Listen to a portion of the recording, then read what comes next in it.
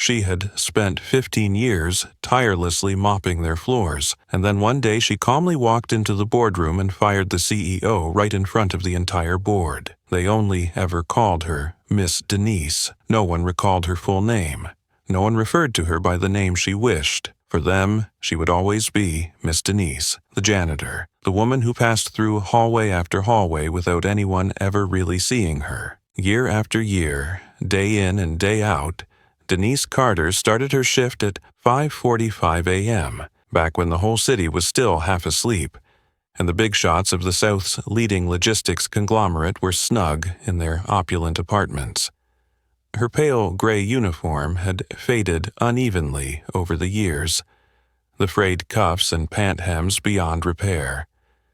Her inexpensive sneakers lost their shape long ago, the soles worn threadbare from countless steps up from the basement to the rooftop, through hallways covered in plush carpet.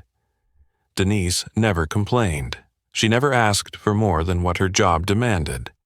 Her tightly bound, wiry curls rested neatly at the nape of her neck, and her face remained stoic and silent, like she'd become part of every corner of the building, a fixture that no one gave a second thought to. They referred to her with that vague title, Miss Denise. No one ever said Denise Carter. No one cared about her last name or her age. Few even bothered to ask what she used to do or what experiences shaped her life. To the people here, from the sales associates and maintenance crew to middle managers and silver-suited executives, Miss Denise was simply the cleaning lady. They chatted around her, joked, and debated seven-figure deals or boasted about their personal achievements, while she quietly crouched to pick up stray scraps of paper or wiped away someone's spilled coffee from the carpet. No one remembered Denise on Christmas morning, nor did anyone wish her a happy birthday. Few ever considered that she had any life beyond her mop, her gloves, and the pungent bottle of industrial cleaner.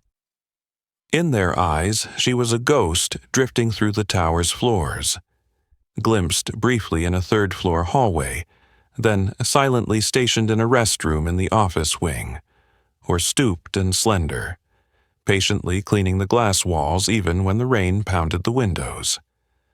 Denise grew used to being glanced over, accustomed to hushed remarks of annoyance or curt reminders like, "Make sure this boardroom is spotless before 3 o'clock," or, "Don't leave streaks on the floor.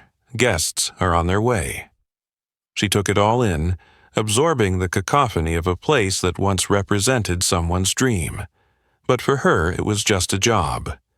Occasionally, new interns or temporary staff would greet her with a cheery, "Good morning, Miss Denise." But within a few months, they too learned to treat her as invisible, an indispensable part of the building's cold, unfeeling culture. Behind the walls of tinted glass and the glow of yellow overhead lights, Denise Carter never truly belonged here. Yet she knew everything that happened day and night. She silently witnessed joy, tears, disappointment, disdain, and the hidden agendas behind closed boardroom doors. For 15 years, this petite black woman bore witness to every shift within Creswell Holdings, like an unnamed, ageless, powerless shadow never taking her eyes off a single thing. Who could have predicted that this unseen ghost was, in fact, the true spirit of the entire empire? Even as Denise Carter quietly swept every corner of the lobby, the world around her spun with its frantic pace and cold ambitions. Denise blended into that bigger picture like a familiar shadow. No one glanced back, and no one truly saw her. Yet deep within Creswell Holdings' plush-carpeted hallways and luxurious boardrooms, the air grew ever more frigid and toxic, under a silent culture that treated contempt as a given. To most employees and executives, Miss Denise was simply part of the background, like the plastic flower arrangement at the front desk or the faded rug by the entrance. She was everywhere, yet she never truly existed in their minds. They freely discussed business deals, internal power struggles, crude jokes, or personal dramas right in front of Denise, treating her as if she were a silent wall. Many openly looked down on her, sometimes deliberately, just to relish a petty feeling of power over someone they assumed would never dare speak up. Bradley Cooper, a marketing associate who always wore a sharp navy suit, was a prime example. One afternoon during his lunch break, Bradley casually set his half-eaten sandwich on the trash bin right beside Denise as she cleaned, without so much as a sideways glance. As she bent down to pick it up and throw it away, he looked up and snapped, "Make sure the carpet is completely dry. In a bit, there's an important meeting in the third-floor boardroom, and I don't want the boss to see a single stain." Denise simply nodded in silence. The next day, Bradley returned with a Starbucks coffee in hand and carelessly spilled it right onto the exact rug Denise had painstakingly cleaned the night before. Without apologizing, he frowned and said, "Miss Denise, how is it you still can't keep the coffee from spreading like this? No wonder people say janitors can't do anything right." Comments like these cut into the atmosphere, leaving invisible cracks in anyone's self-respect who happened to overhear, even bystanders. Yet Denise never reacted or offered excuses. She calmly tidied up the spill, as though she'd long grown accustomed to playing the role of silent servant. Even worse than Bradley were those at higher levels of power, who displayed their contempt with more refinement. Douglas Fairbanks, the executive vice president, epitomized someone who measured value solely by title and bank balance. Douglas had a habit of splashing on far too much expensive cologne and always strutted down the hallway with the air of someone surveying mere dust below him. One late afternoon, Denise was bent over cleaning the glass doors of the VIP boardroom when Douglas swept in with his assistant, Amanda Hill. He laughed loudly, loud enough for Denise to hear, and said, "Amanda, can you imagine someone working here their whole life and never owning a single desk? Yet, they still call it a job at Creswell." Laughter erupted, mingling with the heavy scent of his cologne. Amanda joined in, turning to Denise with a look of pity mixed with mockery. "Guess she's more used to standing than sitting, don't you think?" Office workers nearby snickered. No one spoke up or protested. Everyone understood the unspoken rule. To defy was to exile yourself from the center of power. Denise stood motionless, her gaze cold, her lips pressed together as usual. No words of retaliation, no defiant glance. She continued her work, slow and deliberate, as if nothing had happened. That icy culture seeped into every small gesture, the way people avoided eye contact with Denise in the hallway, to the way no one bothered to step aside when she pushed her cleaning cart through the lobby, or even their conversations about bonuses or benefit cuts right in front of her, completely indifferent to the fact that she, too, was just another worker in the same system. In everyone's eyes, Denise Carter would always be Miss Denise, the nameless, silent floor sweeper, and, in their minds, entirely worthless. They had no idea that behind each stroke of her mop lay a sharp gaze and a meticulous memory, silently storing every face, every word, every action, and all the dark undercurrents they were helping to nourish day by day. But what everyone sees, or rather what they choose not to see, about Denise Carter is just the tiny tip of an iceberg hidden beneath her faded uniform. Behind that unassuming figure lies an unexpected past. Denise was the one who laid the very first bricks of the famed Creswell Holdings empire. Years ago, in a tiny kitchen on the outskirts of Columbus, Georgia, Denise and her husband, Roland Carter, sat side by side at their old kitchen table, passionately sketching out big dreams on the back of a grocery receipt. Roland was a man of action, fiery, fearless of failure, having worked as a driver's helper under his uncle on long hauls across Alabama and South Carolina. He knew every mile of those highways and every trick of the transportation trade as if they were etched into the palm of his hand. Denise, on the other hand, was the quiet one, a lover of mathematics and the eloquence of numbers.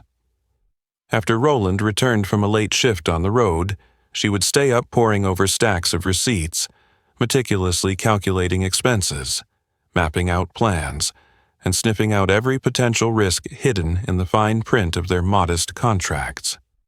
It was her prudence and savvy that led them to establish a separate legal entity for their fledgling business from day one, shielding themselves from unforeseen liabilities, even those that might arise from friends they trusted.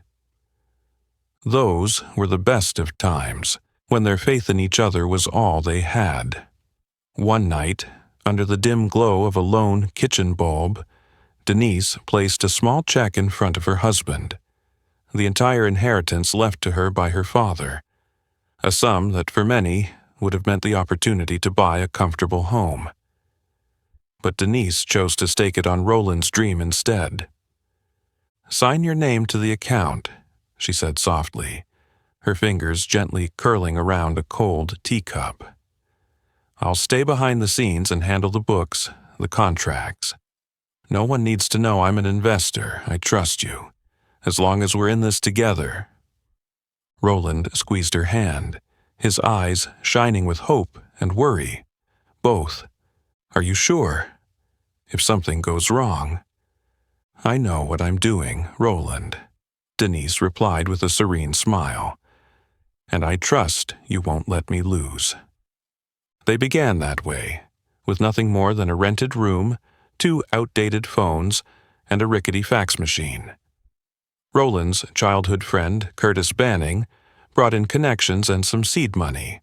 Everything seemed to go smoothly. Within just a few years, that tiny trucking business exploded into the new star of the southern logistics scene, thanks to Roland's adventurous spirit and Denise's meticulous planning. But the glow of success drew shadows they never anticipated. Their lavish contract celebrations grew more extravagant by the day, and partner meetings became boisterous affairs. Meanwhile, Denise kept to her small office, quietly handling the paperwork and signing documents under the name of a separate legal entity she created to protect her family. Though her husband trusted her, Denise always knew that, in a world dominated by men like Roland and Curtis, her presence was as inconsequential as a shadow, there if needed, but easily dismissed. Then tragedy struck. One stormy night in 2004, Roland was killed in a horrific car accident while supervising a time-sensitive shipment in the dead of night.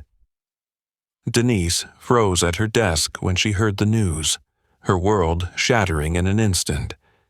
His funeral was colder than she'd imagined, delivered with a brief eulogy by Curtis Banning, the co-founder who barely even mentioned her name.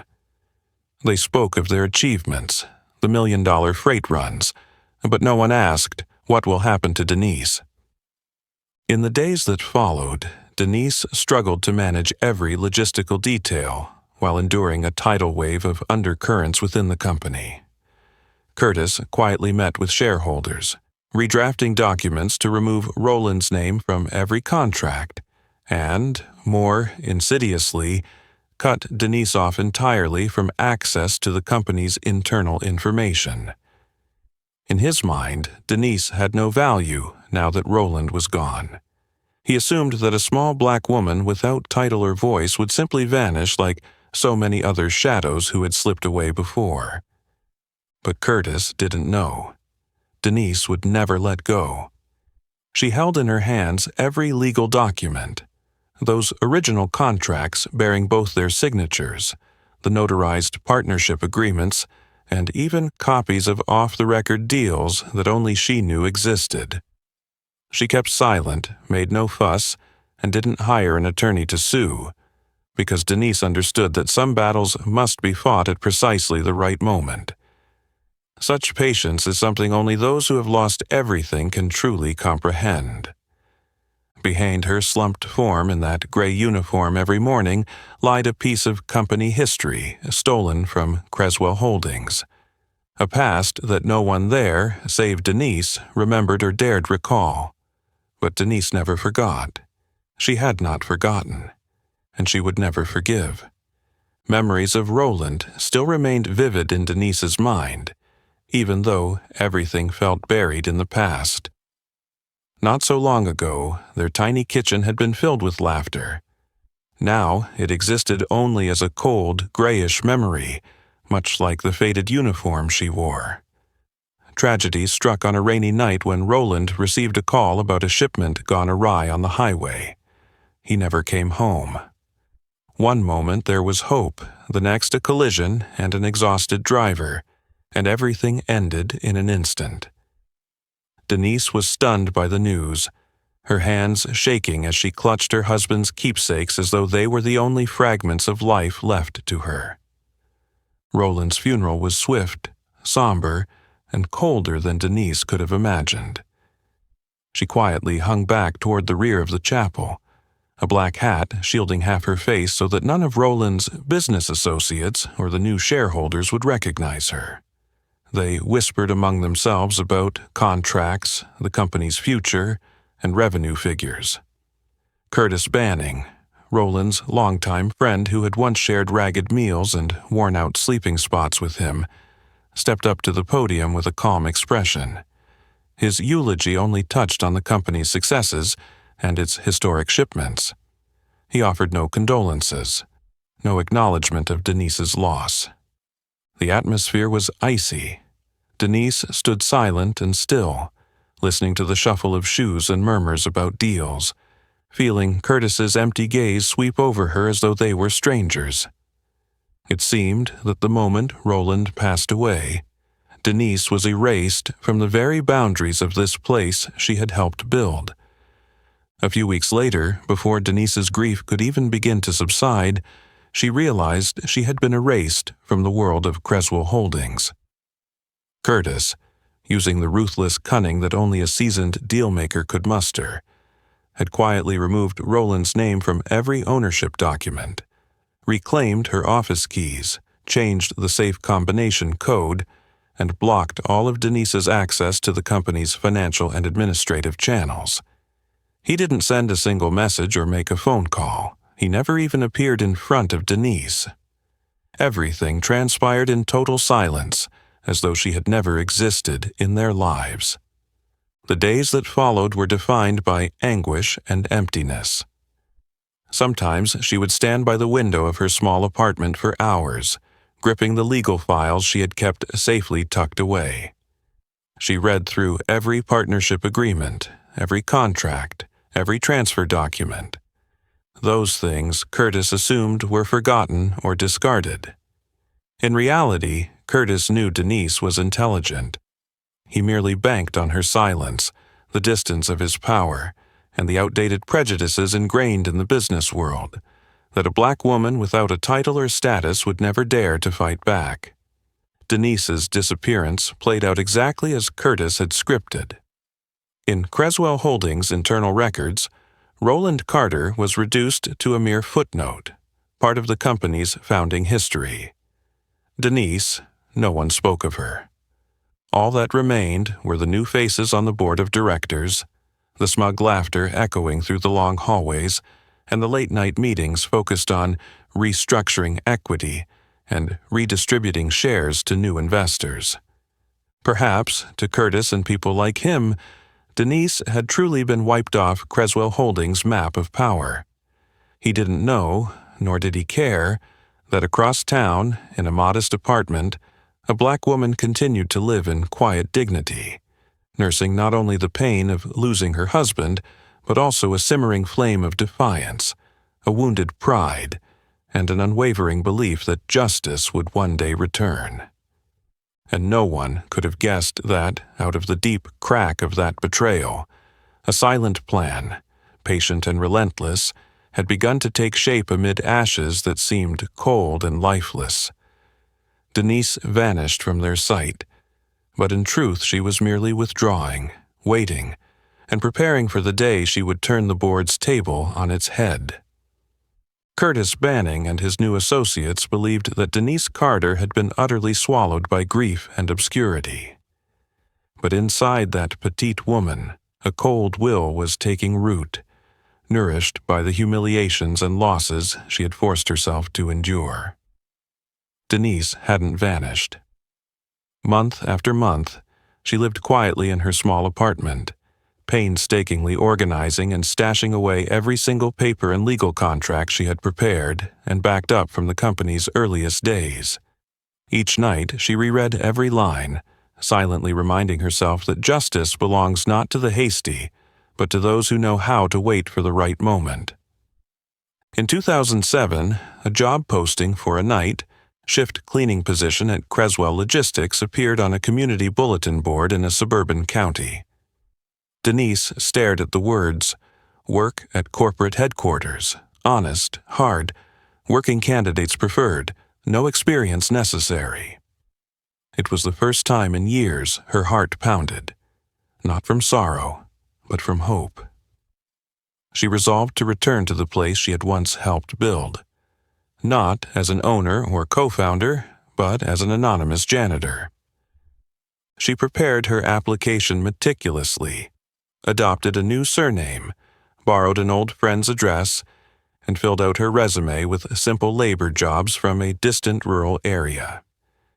Denise packed everything she needed into a small bag: a notebook, a few forged IDs, and, of course, certified copies of all the legal documents proving her ownership stake in Creswell Holdings. With determined eyes, she walked up to the interview desk, facing a young HR employee who knew nothing about the company's history and would never recognize the gaunt woman in worn clothes. No one questioned her true identity. After all, no one expected a janitor to have once been an owner. The interview was quick. Denise answered basic questions in a calm voice, her expression composed like someone who had weathered hardships far beyond what the young interviewer could imagine. 2 days later, she received the call. "Ms. Johnson, welcome to Creswell Logistics night shift cleaning team." Denise smiled, her heart stirring with emotions she couldn't name, bitter, elated, and tinged with a secret sense of triumph. On her first day back, Denise stepped into Creswell Holdings' grand lobby wearing cheap shoes and a crisp new uniform. There was no trace left of the woman who once sat behind a desk drafting contracts and strategizing with Roland. Everything had changed. The company logo on the wall gleamed brightly. The reception area was more spacious, the marble floors more opulent. But the atmosphere was colder, heavier than before, as if the fluorescent lights were casting a harsh glare on the rigid class divisions. In the third floor hallway, Denise happened to cross paths with Curtis Banning, now bulkier, with salt and pepper hair, flanked by several younger colleagues. Curtis barely glanced at her, his gaze the dismissive flick of someone who believed that people like that existed only to serve as scenery for his world of power. Denise stifled a bitter smile. He had completely forgotten, or pretended to forget, the woman who had once drawn the map to success alongside him and Roland. It was even more painful when Denise realized that Creswell Holdings was no longer under Curtis's direct control. The highest authority now rested with Thomas Wexler, a young CEO imported from Florida State with a dazzling academic record and a media-friendly persona. Wexler strode through the halls with the swagger of a man who knew he called every shot. He cared only about optics, fixated on numbers, rewards, and his own image. He had no inkling of sweat, tears, or the people who had literally bled to lay the company's foundation. And so, Denise quietly became the new ghost of Creswell Holdings, a night shift custodian whom nobody bothered to notice, let alone see as a potential threat. From the shadows, she observed everything: the marketing team debating their next campaign, managers scheming to cut employee benefits, late-night parties reserved for the upper echelon, and the laborers who were abused most harshly during weekend shifts. With each passing night, Denise gathered more fragments of a Creswell Holdings rotting from within, morally as much as physically. Yet she remained silent, bent over as she pushed her mop through the endless corridors, her eyes glowing quietly under the pale yellow lights. Revenge need not be hurried, only patient, cunning, and fueled by a pain so profound that forgiveness would never find a place in her heart. Denise Carter's footsteps in the Creswell Holdings corridors grew increasingly light and precise, as though each step were calculated not to stir any suspicions among the powerful people here. Ever since she reappeared as a janitor, Denise never wasted a single night. To everyone else, she was simply Miss Denise, gentle and quiet. But in truth, every hour and every minute she spent here amounted to a relentless investigation that had quietly continued for 15 years. In the dimly lit, nearly empty hallways and between offices where only the glow of night lights remained, Denise listened carefully and recorded everything. Whenever she passed by an early meeting or a late-night heated discussion, she never missed a word. Whether it was veiled innuendo or executive plans they thought no one else could hear. Each night, after her shift ended, Denise would sit down by her small metal cabinet in the basement, open her worn black notebook, and meticulously write the date and time, names involved, content of the conversation, and any evidence. Those pages filled quickly with discussions about cutting bonuses for lower-level employees, forging invoices to collect kickbacks, or decisions to accelerate the layoff of older staff to save on insurance costs. Denise paid special attention to every detail others would overlook. A loose brick outside the 8th-floor boardroom, where she often overheard directors debating secret bonuses for themselves. The microwave in the break room that kept short-circuiting because nobody bothered to fix it, proof of the logistics department's indifference to workers' conditions, or phantom equipment purchase invoices haphazardly signed by finance department heads. She also noticed how management layers abused their power to manipulate the benefit system, legitimizing unfair bonuses and squeezing frontline workers. She witnessed multiple night shifts where female janitors were forced to work double shifts, purportedly because there was no budget, while the board merrily held parties and entertained VIP guests.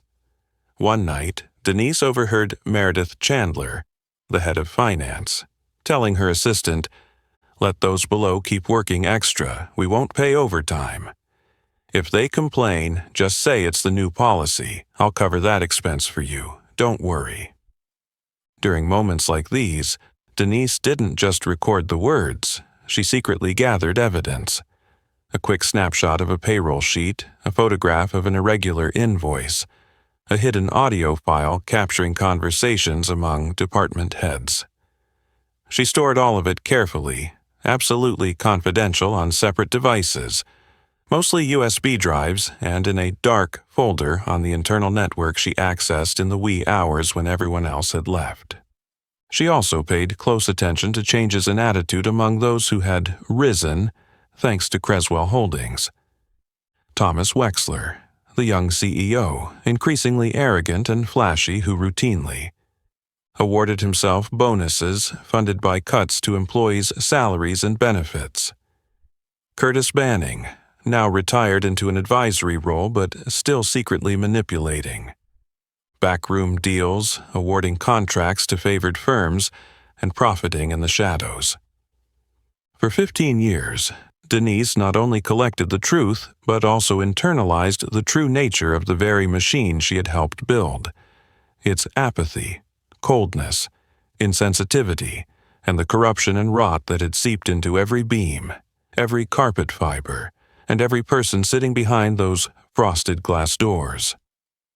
Beneath her polite smile and slender frame, Denise became the invisible overseer, the keeper of every secret, every piece of evidence exposing the moral decay of those perched at the top of Creswell Holdings' pyramid of power. No one suspected a woman pushing a mop cart in the dark, but each page of Denise's black notebook held fragments that would lay bare the true face of a once renowned corporation, and served as the weapon she silently sharpened for the day justice would be served. From Denise Carter's black journal pages brimming with indignation, Creswell Holdings' rot became ever clearer day by day. Her notebook grew thicker with records of brazen bonus cuts, schemes siphoning overtime pay, and vanished benefits, all born from the ruthless decisions of the new leadership. But what haunted Denise most was their callous disregard for the fate of the rank and file workers. It was no rare sight for Denise to witness longtime employees, those who had been with the company since its earliest days, suddenly fired just for daring to speak up. Take Terrence Doyle, for example, an honest, upright warehouse manager. In a staff meeting, Terrence raised the issue of pay disparities between office staff and frontline laborers. The very next week, he was summoned to HR, asked to sign a termination notice for organizational reasons, with no warning and no severance. Less than an hour later, an internal email announced, "All communications with Terrence will be handled by legal." Denise noted the date, time, who sent it, and the entire story. She watched silently as Terrence walked out of the building, his eyes glazed, and saw how his colleagues, terrified, didn't dare offer a word of comfort or even look at him for more than a fleeting moment. Such injustices repeated over and over, layer upon layer, ceaselessly. Each instance stoked Denise's fury, yet she maintained her composure, continuing her role as the invisible Miss Denise, listening, observing, and gathering proof. But all boundaries must eventually crack. One Tuesday afternoon, as Denise was mopping the hallway outside the grand boardroom, where senior executives were about to receive VIP guests, the floor was spotless from her meticulous work, free of dust and footprints. Suddenly, Thomas Wexler appeared at the far end of the hallway, looking sharp in a light, colored suit, holding a paper plate with a half-eaten slice of birthday cake. Wexler glared at Denise with a malicious look, then abruptly dropped the cake onto the freshly cleaned floor, the white frosting smearing across the carpet in a hideous mess. Denise remained silent, bent to retrieve the plate, saying nothing. But Wexler didn't stop there. He planted his hands on his hips and snidely nodded toward the mess. "You missed this spot, it seems. I'm about to bring guests in. Think you can clean it up properly? Or would you rather let us handle it ourselves for speed's sake?" Still, she said nothing, simply reached for her mop and went back to work. Wexler pursed his lips, then deliberately lowered his voice into a semi-whisper, half-threatening. "You know, sometimes I think you people only pretend to work just to clock in and steal time. If I paid you extra, would you actually do a better job? Or is this half-hearted effort just your standard routine?"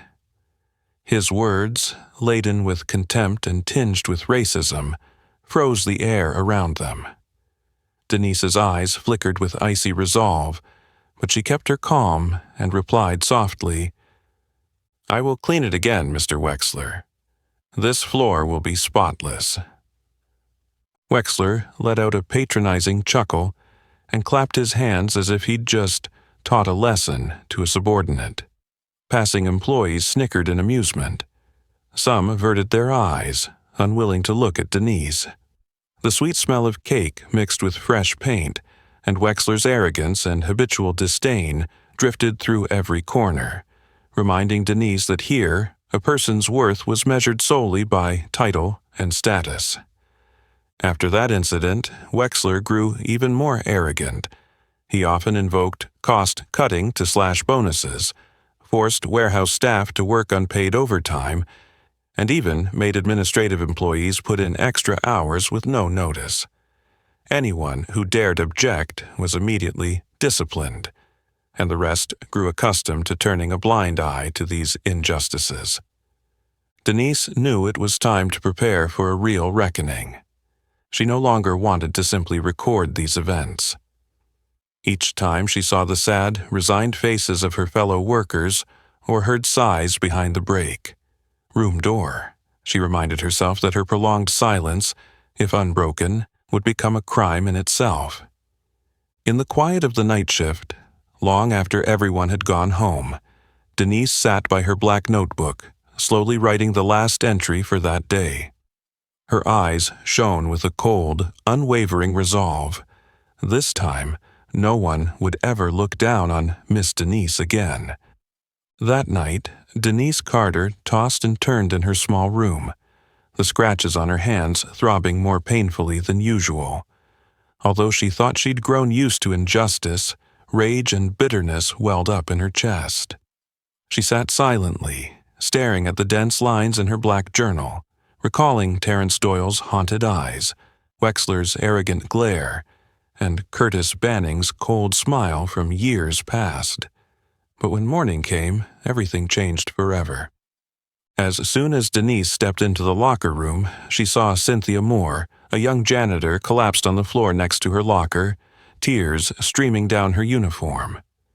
Cynthia's face was swollen. Her trembling hands clutched her phone. Denise moved closer and gently placed a hand on her shoulder.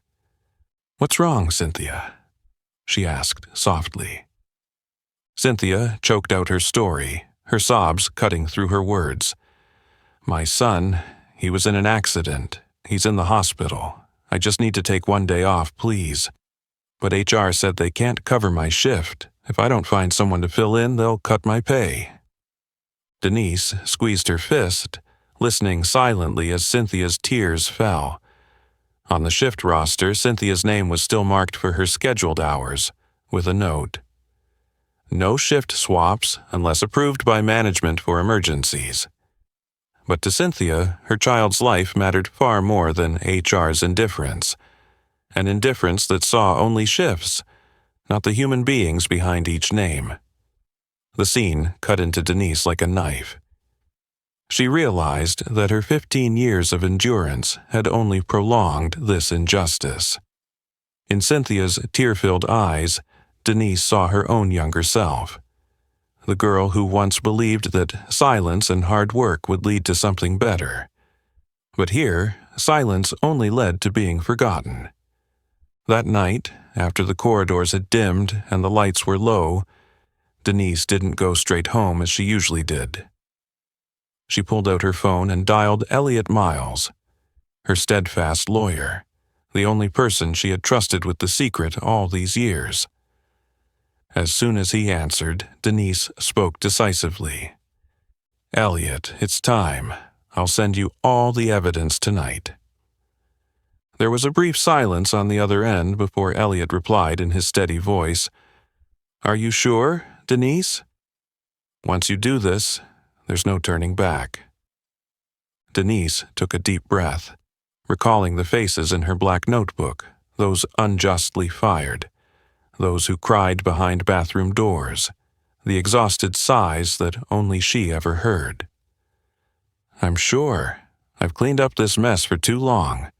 Now it's time to clean out the rotten people." Under the cover of night, Denise retrieved a USB drive hidden in her cabinet. She transferred every document, recording, and photograph she'd collected over 15 years to Elliot. Original contract copies, transfer letters, lists of wrongfully terminated employees, Wexler's hidden bonus ledgers, notes on benefit cutbacks, and schemes to push workers into poverty. Every scrap of evidence sent without hesitation. Elliot confirmed receipt of the files. His reply was brief. "Tomorrow, I'll contact the Board of Shareholders and prepare the emergency meeting according to the bylaws. Be ready." That evening, Denise sat quietly by her window, looking down at the faint glow of city lights, knowing she had just unleashed a storm of fire that would sweep away all that was rotten and broken.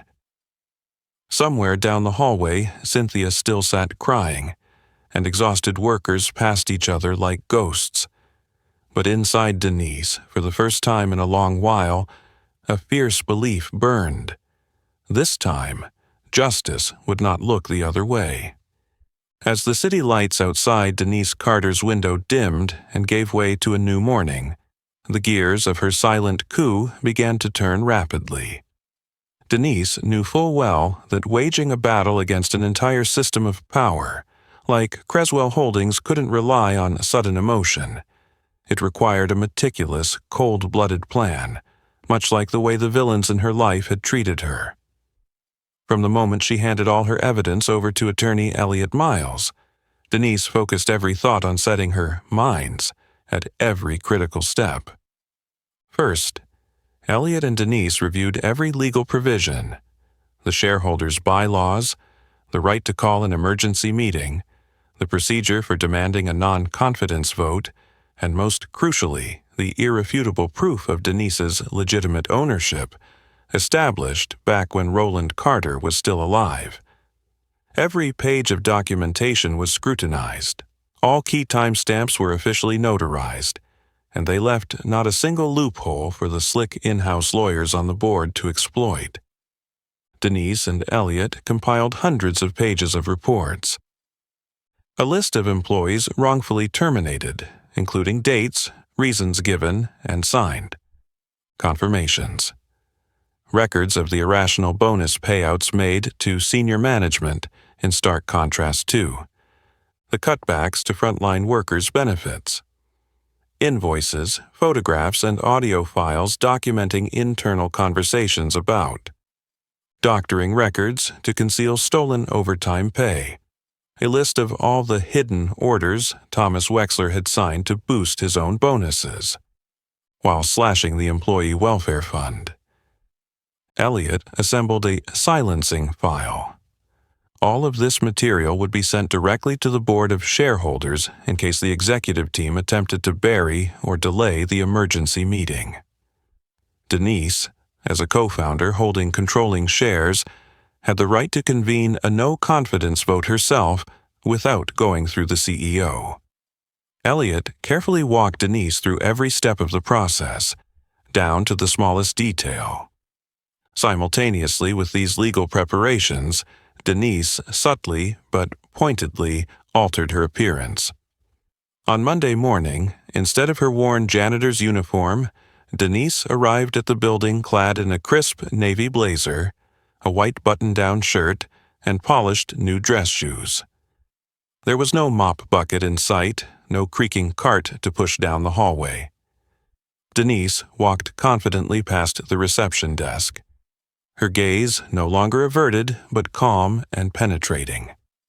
The receptionist, Tasha, paused mid-step, surprised to see Miss Denise looking unfamiliar, taller, more authoritative than even some of the directors who had strolled through those doors. None of the leadership, from Wexler to any department heads, suspected a thing. To them, Denise was simply that quiet, older cleaning lady, not a potential threat. Meanwhile, Wexler continued to hold boastful meetings about his achievements and sign cost optimization decrees, and Curtis Banning sat self-satisfied in his advisory role, convinced that his master stroke from years ago was foolproof. Behind closed doors, Denise and Elliot finalized printed copies of their reports, organizing the evidence into several separate dossiers. One for the shareholders' board, one for relevant regulatory bodies, and a backup copy for the press or government agencies if public disclosure became necessary.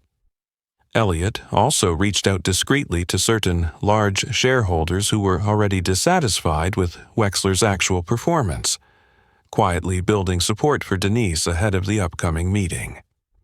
On the final night before her decisive move, Denise stood alone in a small office she'd rented near the company's headquarters.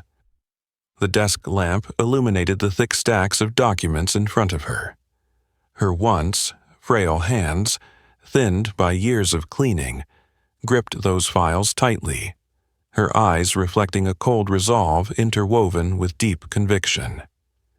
She knew that even a single misstep could send 15 years of careful work down the drain.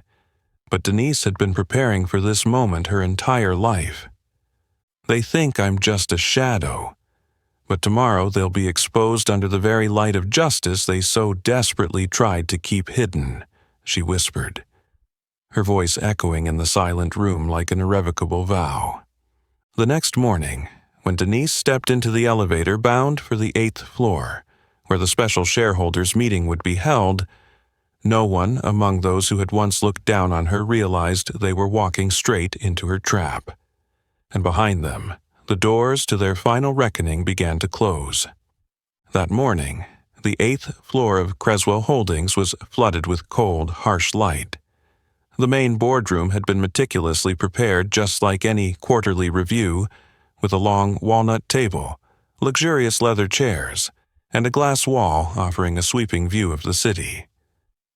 12 board members filed in and took their seats one by one, their faces brimming with confidence, arrogance, or the usual indifference. At the head of the table, Thomas Wexler adjusted his tie and tapped his fingertips on the tabletop, asserting his absolute authority. Curtis Banning sat near the end, his gaze unfocused, still convinced that today would be just another routine meeting. Precisely at 10 a.m., the door swung open. Everyone was stunned to see Denise Carter, not the quiet Miss Denise with a mop, but a woman in a dark blazer, her expression ice-cold, flanked by attorney Elliot Miles, who carried a sleek black briefcase.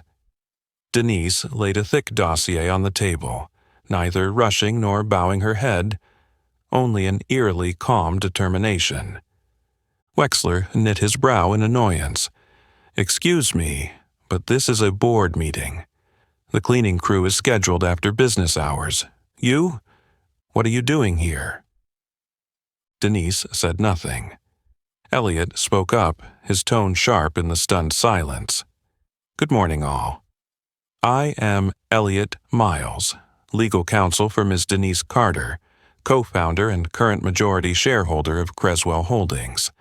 Today's meeting has been called under the company bylaws to address serious governance and operational violations." The boardroom froze. Curtis stared in disbelief, mouth ajar, unable to speak. The others exchanged skeptical glances. "Is this some kind of joke?" Wexler scoffed, trying to recover his composure, though his voice sounded uncertain. Elliot remained unshaken. He pulled out documents one by one, placing them in front of each board member. Here is the founding agreement from 1998, bearing the signatures of the late co-founder Roland Carter, Curtis Banning, and Ms. Denise Carter, accompanied by a notarized share transfer executed after Mr. Carter's passing. Ms. Carter retains full voting rights on the Carter family's shares, equivalent to 52% control. Tension thickened the air. Wexler's face flushed crimson. "That can't be right. We never received any notice about this." Denise slowly opened a second binder and set before them payroll ledgers, bonus and penalty reports, evidence of employee benefit cuts, irregular invoices, and audio recordings of internal conversations. "I am not here to argue," she said. "I am here to remind you that for the past 15 years, I have witnessed every wrongdoing, every instance of skimming, every tear and every moment of pain of the people you treated as invisible." Wexler sprang up, voice sharp. "This is abuse of power. Who gave you—" Elliot cut him off, resolute. "Miss Carter has full authority, in accordance with legal procedure, to convene this meeting. And under the shareholders' bylaws, she may call for a vote of no confidence and immediately remove any board member whose actions harm the company." A young board member, Jonas Evers, turned to Denise, eyes wide in astonishment. You're really the owner?" Denise nodded, her gaze coolly scanning each face. I am the one who built this place. I once believed in you, believing this company would change so many lives, but what I've seen is corruption, power twisted into a weapon to oppress the vulnerable." Curtis Banning shrank back in his seat, his complexion ashen. Wexler, still fighting back, said, "If you think a stack of papers will—" At that moment, 2 security officers appeared outside the boardroom door, standing rigid and expressionless. Elliot placed typed dismissal notices, signed by Denise Carter, on the table in front of each board member implicated in wrongdoing. Effective immediately, Mr. Thomas Wexler is suspended from his role as CEO. All executive authority transfers to Ms. Denise Carter, the sole legal representative of Creswell Holdings, until a new board is elected. Silence reigned in the boardroom, broken only by the rustling of paper and the panic in their eyes. No one dared to laugh or object. The stunned group felt the harsh truth more acutely than any accusation. Denise looked each of them in the eye. "This is not the end. It's the beginning of justice, and the day you pay for every injustice you thought would remain buried forever." When Wexler left the room in humiliating silence, and Curtis averted his eyes, the other board members suddenly felt small and terrified before a woman they had long dismissed as a shadow. Denise Carter had reclaimed everything, not just with evidence, but with the resilience of someone driven to the brink of injustice, ready to wipe it all away and restore justice anew. The boardroom fell into a heavy silence as Denise Carter calmly laid out each stack of documents before the stunned board members. Every original contract, each signature of Roland Carter, Curtis Banning, and Denise herself, glistened under the overhead lights. The share, transfer agreements, and notarized powers of attorney, kept securely since Roland's death, carried timestamps that could not be disputed. Curtis Banning, once the puppet master behind every company backroom deal, sat hunched in his chair, lips pressed tightly together, his eyes fixed on the tabletop. All the swagger and confidence of a seasoned old fox had evaporated. Facing Denise, he was left with nothing but the hollow defeat of a man whose past and legal obligations were now laid bare before him.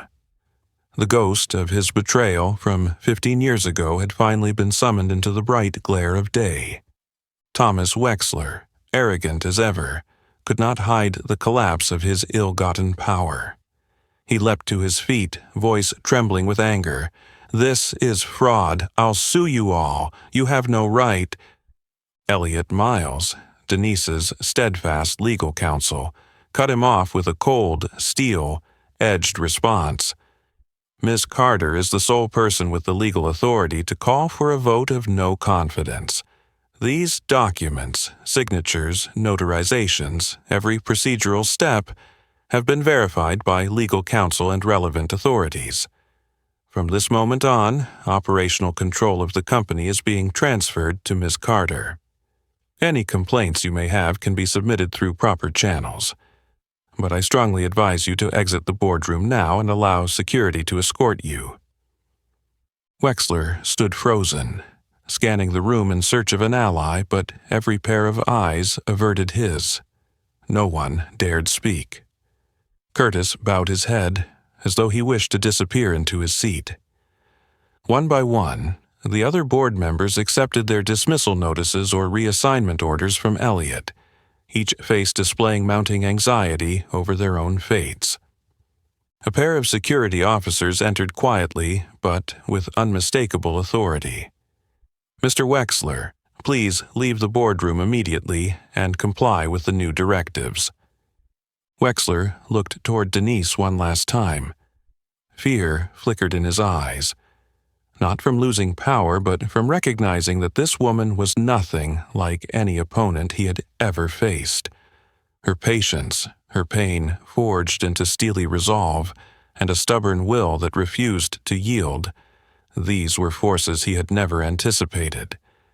In humiliating silence, he slipped out, his figure suddenly small and lost in the very room that had once been his kingdom. Only Curtis Banning remained, trembling as he looked up at Denise. Gathering what little strength he had left, he managed to say, I had no other choice, Denise. After Roland died, everything spiraled out of my control. Denise neither raised her voice nor offered any mockery. Her eyes were calm, as though she had just cleansed an old wound. You had plenty of choices, Curtis. But you chose betrayal. You chose to turn your back on the person who trusted you the most, not just me, but Roland.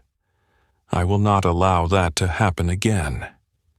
In an atmosphere thick with guilt and dread, the board unanimously ratified the no-confidence vote and signed the transfer of executive power to Denise Carter. No objections were voiced. No one dared defend those former members. Beyond the glass walls, the Birmingham sky shone bright, as though the long storm had finally broken. Denise rose to her feet and surveyed the room, once a place where they had treated her as a mere shadow beneath their feet. Her eyes sparkled with a mixture of pride and sorrow, but her voice rang out with unwavering determination. From today forward, every mistake of the past will be corrected. Creswell Holdings will no longer be a place where workers are devalued and justice is suffocated in darkness. I am here not to seek revenge, but to build anew, for all those who have ever been forgotten. As Denise walked out of the boardroom, the remaining members watched her go with what was, for the first time, genuine respect. Outside, the workers still had no idea what had happened, but the tide had unmistakably turned at the summit of the Creswell Holdings tower. A heavy silence filled the boardroom as Denise Carter stood tall, her calm eyes sweeping over faces that were equal parts shocked, horrified, resentful, and helpless. Her voice rang out clearly, without a microphone and without raising her tone. Over the past 15 years, you have all looked right through me, trampled on so many people for a taste of petty power and fleeting fame. But today, I officially remove all that rot and toxicity from this place. Denise's gaze lingered longest on Thomas Wexler, who had once sat confidently in that seat of power, but now looked small and trembling under the weight of truth. The security team moved in, stern-faced, toward Wexler. He still tried to struggle, shouting out a final warning. "You'll regret this. Creswell can't survive without me." But no one responded. They escorted Wexler out, his footsteps echoing down the hallway like the death knell of an era defined by tyranny and abuse of power. Meredith Chandler, once Wexler's most loyal right hand, grew pale, hastily snapping her notebook shut and pretending to search her phone. I have to leave," she stammered. "I have a meeting with foreign partners." No one tried to stop Meredith. No one still cared about those who had conspired with Wexler to manipulate every decision and mask every injustice with empty, flowery words. One by one, the former allies slipped out of their seats and hurried from the room as if trying to escape the invisible force that Denise had just unleashed. Only a few neutral board members remained, those younger staffers who had been stifled by the old regime. Now, they stared at Denise with wide eyes, half in disbelief, half in hope. A woman they had once dismissed as Miss Denise, the invisible janitor of Creswell. Denise didn't rush out. She calmly gathered her documents, nodded at Elliot Miles, her steadfast ally who had helped expose an entire deceitful system, and then turned back to address the remaining members with firm resolve. "I'm not here to play boss. I don't need authority to instill fear. I'm here to rebuild Creswell Holdings' values, to restore fairness, trust, and dignity to everyone who's been forgotten. If any of you want to help me rebuild this foundation, stay and start today. If you think Creswell is just a place to enrich yourselves and exploit power, feel free to leave. I won't tolerate any more darkness." Her words resonated like a vow, making the room feel both heavy and filled with new hope. A young board member, Jonas Evers, rose hesitantly and spoke up. "Miss Carter, I want to stay. I used to think I had no voice, but today I see that change is possible." Others nodded as well. Some clenched their fists on the tabletop, silently pledging to themselves that they would never return to the old ways. Denise offered a gentle, unpretentious smile. "We will work not for fame, but for self-respect. I want Creswell to truly be a home for everyone, from warehouse workers and drivers to janitors and management. What you once saw as shadows in this building are actually the real strength that keeps it alive." Leaving the boardroom, Denise didn't take the private elevator. She merged into the flow of people in the main lobby, passing by astonished faces and furtive glances, whispered murmurs still hesitant to speak outright. She walked as if nothing had changed. Small in stature, composed, but her eyes shone with an unshakable confidence.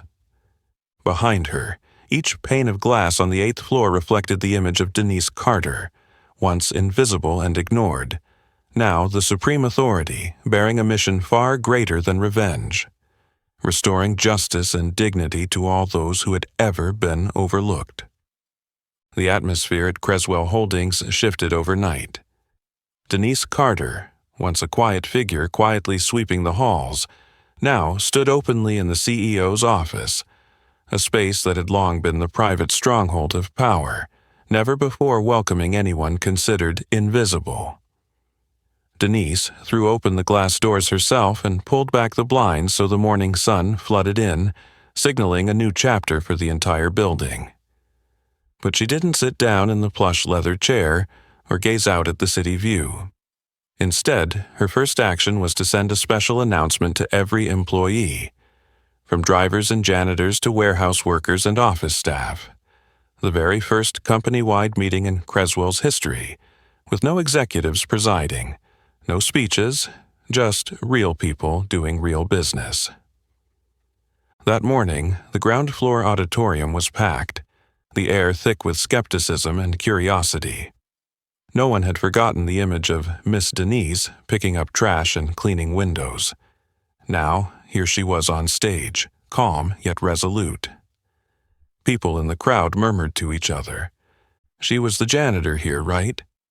Could it all really be true? Who is she, anyway? Denise spoke without a microphone, her voice warm yet firm, cutting through the hush. "I want to begin by saying thank you. Thank you to all of you, the people who have kept Creswell alive through every storm, even though not everyone's name has been called or their efforts recognized." She paused and scanned the room, her eyes lingering on the front rows. Alonzo Green, the driver who had worked unpaid overtime for years. Deborah Williams, the HR staffer who'd been haunted by the cruel policies she'd been forced to enforce. And Cynthia Moore, the janitor who'd recently faced a family crisis yet still showed up for every shift. Denise opened a thick binder and announced her first wave of decisions. Starting this week, any overtime pay that was withheld over the last 2 quarters will be paid in full. You'll see that money on your paycheck this Friday. All current health insurance contracts will be put on hold for review. We'll send surveys to each of you so you can choose your own providers. No more top-down decisions about your benefits. A tentative hand raised. It was Alonzo. "Miss Carter, what about those who were fired without cause? Will someone look into Terrence Doyle's case?" Denise nodded, her voice steady. "We will review every termination from the past 3 years, one file at a time. If anyone was let go unjustly, we will reach out to consider reinstatement, compensation, or at the very least, restoring their good name." A ripple of whispered conversation passed through the rows. skepticism easing into cautious hope. Deborah Williams stood up, hesitating. "And what about family leave policies, ma'am?" Before, we never had a say. Everything was imposed from above. Denise smiled, gentle but determined. "Going forward, no decisions about workers' rights will be made without your input. I want each of you to share your thoughts, and we will hold open forums to discuss every new policy." The meeting didn't end with thunderous applause, but with thoughtful looks, honest questions, and quiet murmurs of hope. Is she really for real? Could things actually change from now on? After the meeting, Denise didn't rush away. She stayed to hear feedback, jotting down notes, checking on Cynthia's son, sharing breakfast with the night shift security team, and stopping by the garage to talk with the drivers. Those small acts, seemingly ordinary, were nothing short of miraculous in a place that had long existed under fear and cold hierarchy. They began to restore the trust that had eroded over the years. Yet Denise was not naive. She noticed that some of the old guard, those who had wielded power under Wexler and Meredith, still watched from the sidelines, eager to protect their own interests. Discontented whispers floated down hallways, suspicious glances and sullen faces lingered whenever they passed the new CEO's office. But this time, Denise held real power. The power of truth and the backing of the majority who had supported her all these years. She would not let the past repeat itself. In her office, a small note scrawled by Cynthia was pinned neatly to the bulletin board. "Thank you for giving me hope that people like us can change the whole world." It served as a reminder full of meaning. True reform begins with listening, and fairness is not a privilege. It's the basic right of every human being. The atmosphere at Creswell Holdings, which had briefly sparked with hope, immediately ran into undercurrents of resistance from the old guard. Just days after Denise's first all-hands meeting, those accustomed to judging from on high began to quietly undermine and oppose her. They sneered in small group huddles, deliberately disrupted various departments, and even spread rumors questioning the limited management capabilities of the new CEO, someone they once only knew as a woman in an apron with a mop. Brent Wallace, the former head of finance, who owed his position to Meredith Chandler, openly voiced his doubts during a department meeting. "I'm afraid Ms. Carter's financial management experience is limited to balancing petty invoices, not overseeing multi-million-dollar budgets." His old allies stifled laughter, their eyes daring her. Denise neither backed down nor lost her temper. She met Brent's gaze directly, answering softly but icily. "For 15 years, I turned my pain into silence while safeguarding every contract and defending my family's capital from opportunists. Complex spreadsheets or multi-million-dollar budgets don't intimidate me as much as the cold indifference of those once called leadership here." Her response silenced the room. Rather than just words, Denise followed through with action. She ordered an independent audit of all expenditures under Wexler and Meredith. Those who had feasted off internal contracts were soon exposed, and some resigned voluntarily once they realized the era of cover. Oops was over. Denise promoted people previously marginalized, such as Deborah Williams from HR, haunted by harsh worker policies, and Alonzo Green, the veteran driver, who now became head of the transportation team. She rebuilt corporate culture from the ground up. The annual employee appreciation event was reinstated, serving as an apology for years of neglect. The cafeteria reopened to everyone, removing the management-only section. Every month, Denise held open forums where anyone could speak frankly, offer feedback, and challenge without fear of reprisal. These small but fundamental changes provoked fierce pushback from remaining old guard leaders. They covertly made life difficult for newly promoted staff, sent disparaging emails, and even filed anonymous complaints about Denise's lack of professionalism with key partners. But Denise was prepared for these behind-the-scenes attacks. She drew on the resilience she had built over 15 years of silence, the resilience of someone who had hit rock bottom, of a person once reduced to an anonymous shadow. In a private meeting where she was pressured to prove her competence, Denise calmly presented the financial reports from the past 3 quarters, clear and detailed to the last line item. She highlighted the murky losses incurred under the old regime and showed how genuine profits were rising thanks to her reforms. Those figures became a razor-sharp weapon, slicing through every baseless criticism. At that moment, the true backbone of the company, workers who had long been silent and bowed, began to speak up in her defense. Cynthia Moore, now a sanitation supervisor, handed Denise a small note written in shaky handwriting. "You gave me faith that people like us can change everything." Denise read it, folded it, and tucked it carefully into her desk drawer, treating it like a talisman against the coming storm. To her, this note embodied real power. Not the power of sitting in the highest chair to make others grovel, but the power born from being forgotten, to restore hope for everyone. Yet the turbulence was far from over. Some major partners, once cozy with Wexler, threatened to cancel contracts and demanded Creswell return to its old ways.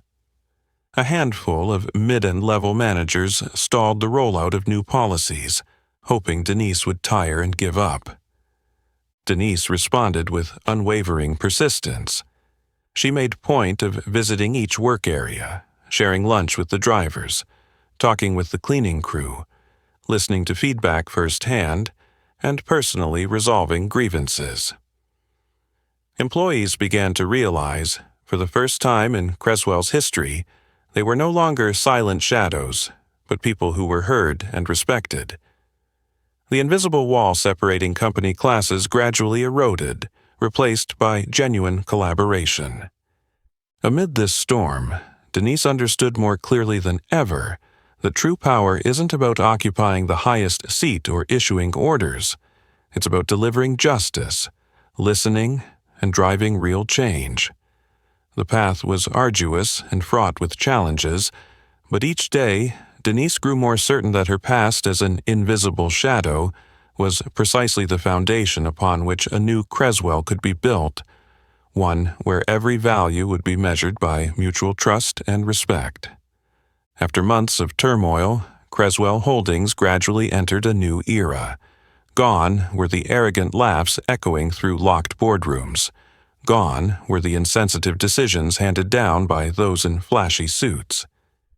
Instead, each morning, the early sunlight streamed through the wide hallways, once a sanctuary of hierarchy and prejudice, and was met with friendly greetings and genuine laughter, sounds that had been absent here for so many years.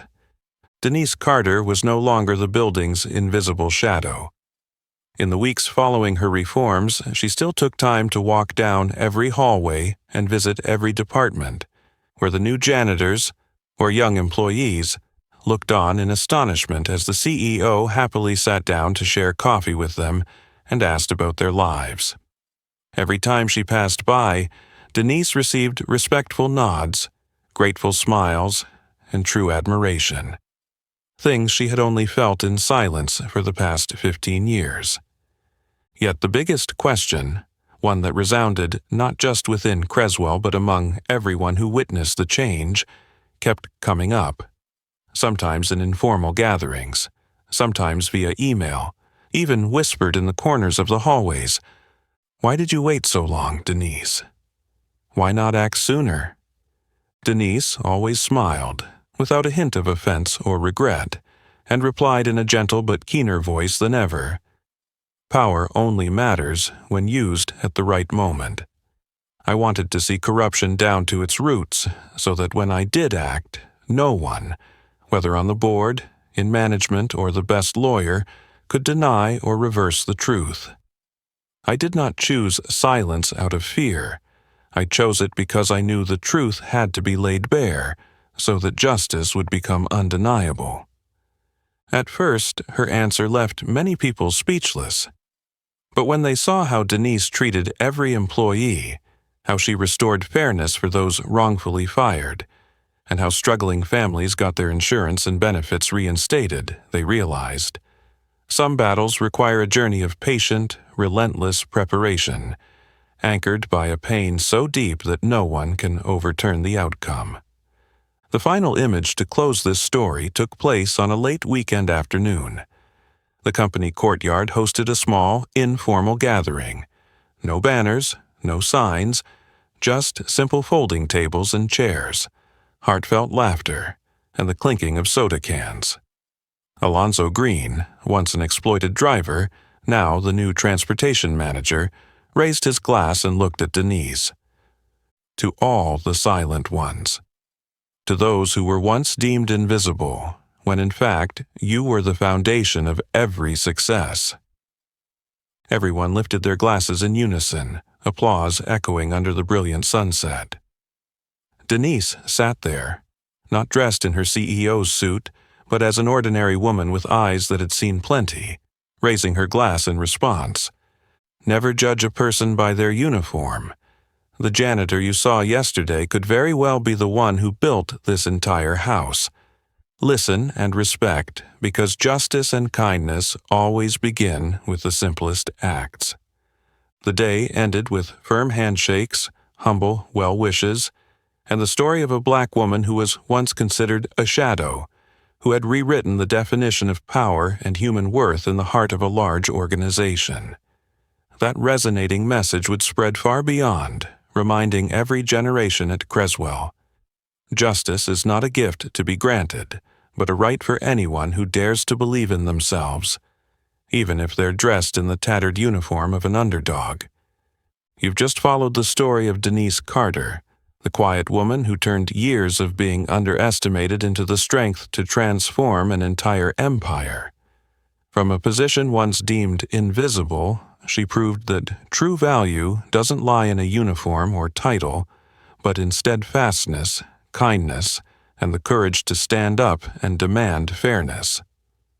So what about you? Have you ever been underestimated because of your appearance, your job, or your background? If you were in Denise's shoes, would you have stayed silent and observed, or bravely taken action at the decisive moment? Share your thoughts in the comments.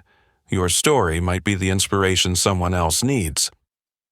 If you found this story meaningful, don't forget to hit like, share the video, and subscribe to the channel so you won't miss more inspiring stories. Thank you for listening.